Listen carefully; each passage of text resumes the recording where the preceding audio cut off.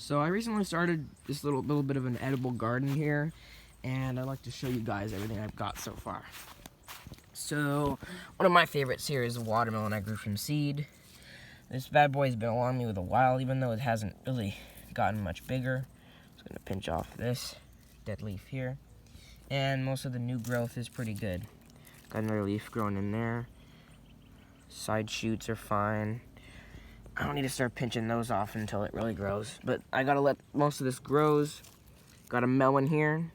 I pollinated the flower to ensure everything's good. I've had this guy for about 4 months, and it died and then grew back and died and then grew back, and it just keeps doing pretty good.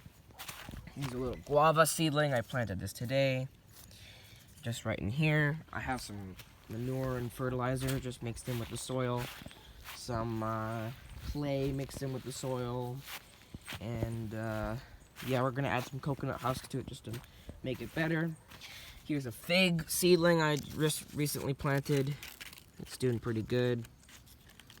I've had this one for a day now, almost a day, and it's yeah, I just planted it this morning. It's great though, because it's just a very versatile plant, and it doesn't take that long to fruit anyway. I can have a couple years. Within the second year, you'll get fruit. Here's a bit of a coffee seedling here. It's small. I just planted it today again. Got some tomato. I'm not sure what variety this is, but they're big.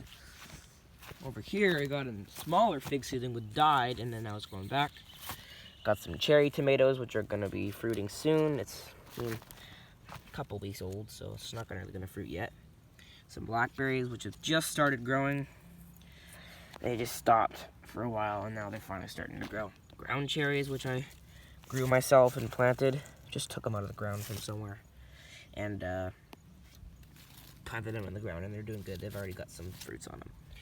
Here's some Chinese chives, which I just plucked out of the ground and started growing. Now they're growing back new leaves.